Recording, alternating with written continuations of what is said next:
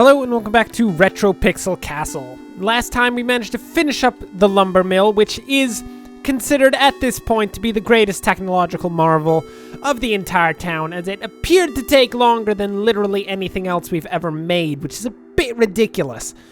I mean, we didn't even put any steel into the production of the lumber mill, and yet it took that long. Anyway, this time we have to finish up the two bow towers that we started building last time to try to, bolster the defensive line just a bit more. And then we need to start, thinking about the future a bit. I mean, the future needs to come at some point, and it's probably going to come in the form of wayfinders who will be building a ton of paths, also probably farms. Actually, no, yeah, definitely farms. Lots of farms. We do need those. It just so happens that we are very low on food, and I cannot assure you that we'll have enough food by the end of autumn, so we're gonna have to work that out. It's not a good situation, I can tell you that much.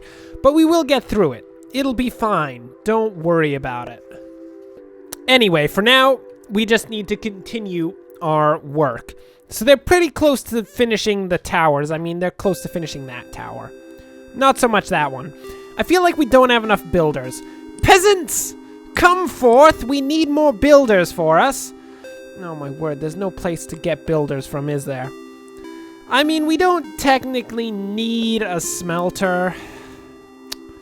But I feel like it's just one of those things that you gotta have. I mean, what happens when someone needs, like, I don't know, steel replacement teeth? Because that's totally a thing. I mean, when someone loses a tooth around here, we literally just take a hunk of steel and just shove it in their mouth. Some doctors have said it's not necessarily the most, what would you call it, sanitary of operations, but I would argue it saves lives. So we definitely need to have steel continually running. I think it's just a matter of, getting some more people to actually grow up. Currently we have 3 disgusting, useless children. And if you thought the builders were a peasant class, children? They are the lowest in the caste system, because they literally do nothing of any value for the civilization. I mean, let's find a child. Where's a child? Look at this child. Mr. Alberto Amari. Oh, I'm sorry. You're very useful because you're part of the Gestapo. Sonia Ford. Look, that's a worthless creature. Oh my goodness, what's it doing? It's just meandering around. Is literally worse than a headless zombie. And those are things. And we can see what they do, and I can assure you that that child is worse than this right here. This is not, in fact, the lowest form of life. Oh, wait. Looks like somebody grew up. That's perfect. We can get ourselves yet another builder. With any hope, at least. I mean, there you go. You just managed to survive the first few years of your life in order to become a worthless, disgusting dirt peasant. Good for you. I hope you feel quite good about your overall work in society. Man, it's gotta be sad for those people. Those people who had to, fight, polio and chicken pox and the common cold in order to actually begin to, survive as a human being. And then they're degraded to the point of being part of the builder class. Oh, disgusting. How sad. I mean, no such thing could possibly happen to, the Duke of Morland's family or the Gestapo family. No, they're gonna be fine. But basically everyone else is questionable as to whether or not surviving is actually a good maneuver. My goodness. Anyway, looks like we got the first bow tower up and running. We're gonna get the second one up soon enough. They've already started showing the terrible evil slimes just exactly what it's like to live in the town that we have here, which is currently actually unnamed. I mean, that is a bit of a thing. We should probably name it, and I guess there's really no better name to give it than New Morlandia. I mean, it's not Morlandia itself, because that's a completely different place. I mean, come on now. Everyone knows about Morlandia. But this is New Morlandia. And unfortunately, Joseph Morland does not have any form of, like, dukedom in here. He just has a dukedom in the actual legitimate Morlandia, which is probably, you know, over west somewhere. Let's just go with that. So welcome to New Morland. It's actually a legitimate town at this point. How nice. Okay, so in the very least, we are well defended. New Morlandia most likely will not fall anytime soon. I mean, there's no promises on that one. For all we know, the terrible creatures of the night could show up at any moment and just, like, end our sad and pitiful lives. They are, after all, building their own civilization down here, which I'm sure will at some point be somewhat successful. Right now, it's a pretty piddly little place. It doesn't even have a single lumber mill. I mean, what is even the worth of a civilization that doesn't have a lumber mill?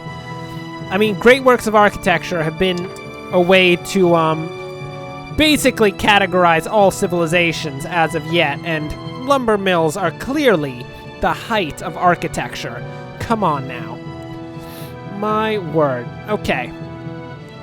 So as this bow tower is finishing up just this last few little blocks, let's get a Waymaker's Shack up and running.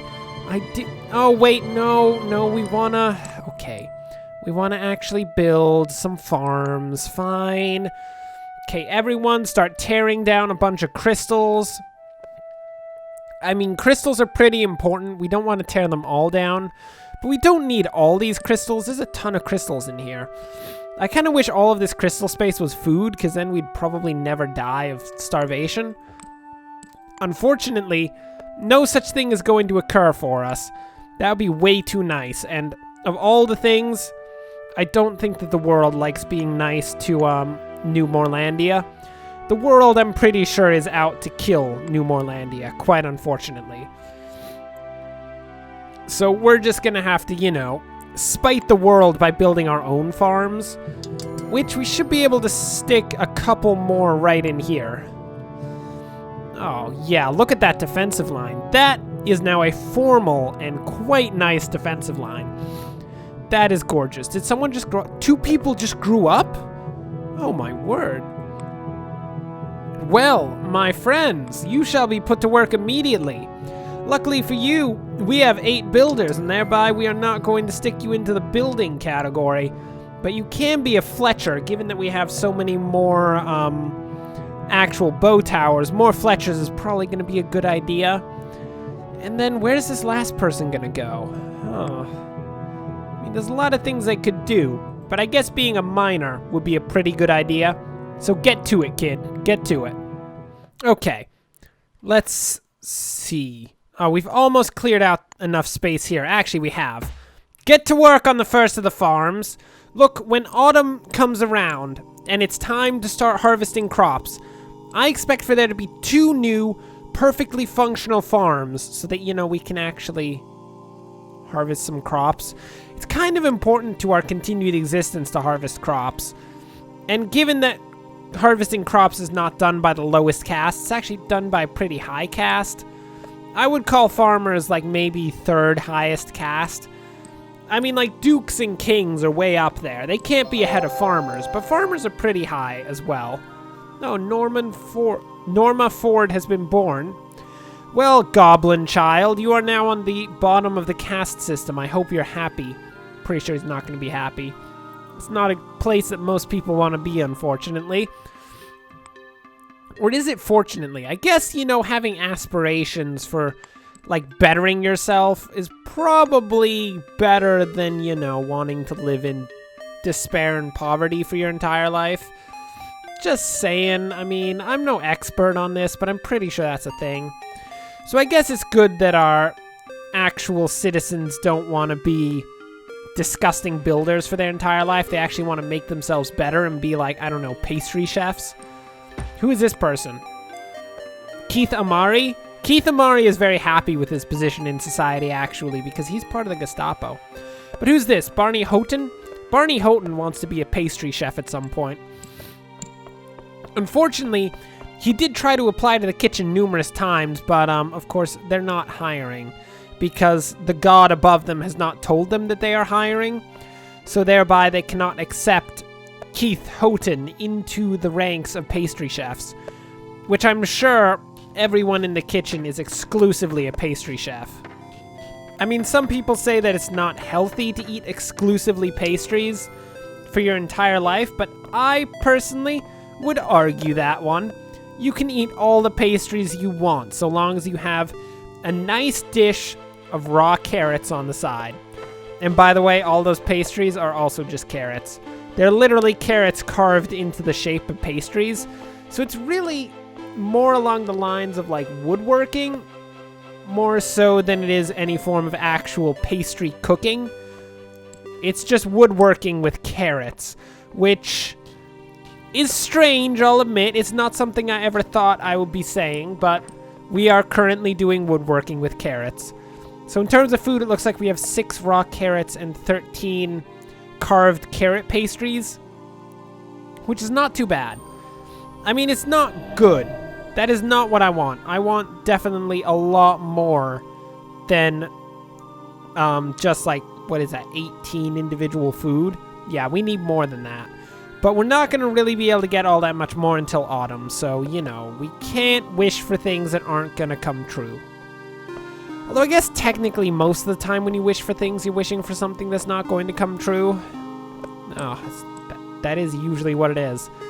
Like you wish for world peace, but then you look outside your walls and you see that the world is actually inhabited by like fire elementals that happen to be so powerful that they don't even die in water. And it's pretty significant. I don't think there's ever going to be peace. Oh my word. Look at this conga line of death. Who authorized the conga line of death? I did not authorize a conga line of death, and I happen to be the most powerful creature in this world. Admittedly, that's still not all that powerful, because, you know, most of my power is in these guys actually doing what I tell them to. I'm not certain that they're brainwashed, but if they're not brainwashed, I mean, they're definitely acting the part pretty well.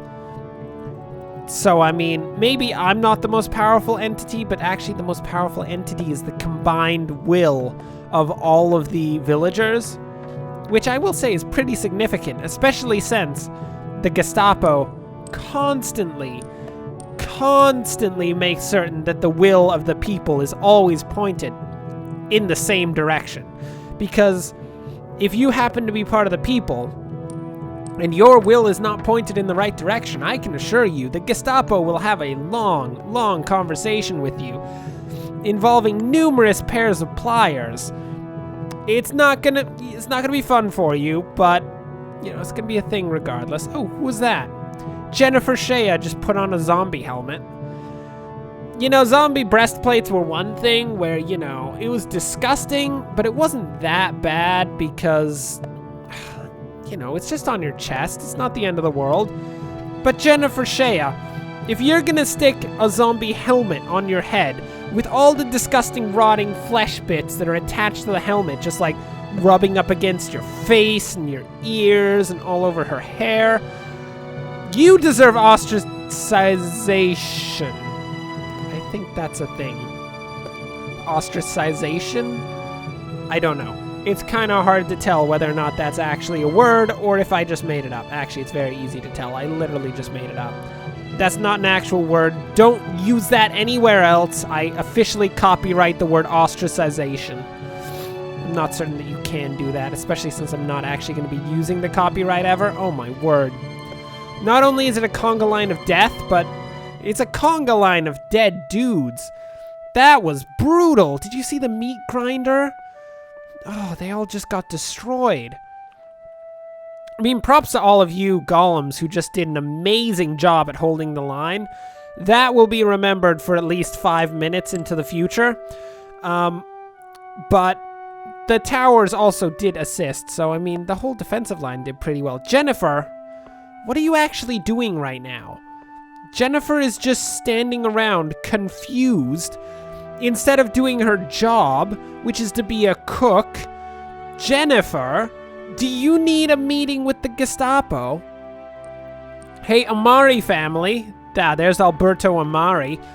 You're gonna need to pay a visit to Jennifer, who seems to think that being confused is far more important than actually doing her job.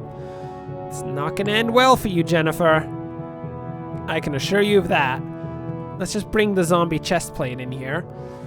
Man, we do get a lot of equipment from killing these guys. I mean, it's mostly armor, which admittedly isn't all that useful given that our people don't actually fight all that much.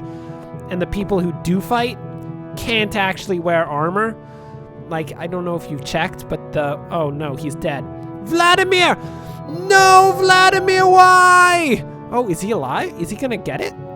Vladimir, Vladimir survived! I mean, he's gonna get killed by the zombie, but Vladimir just took out quite a few dudes. Well, as I was saying, Vladimir is incapable of actually wearing any form of equipment, so... I mean, neither are any of the Bills. So the people who actually fight can't actually wear armor. It's fairly unfortunate.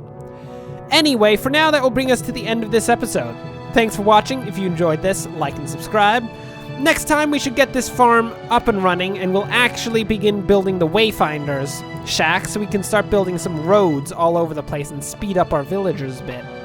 But until then, thanks for watching, and of course, enjoy the rest of your day.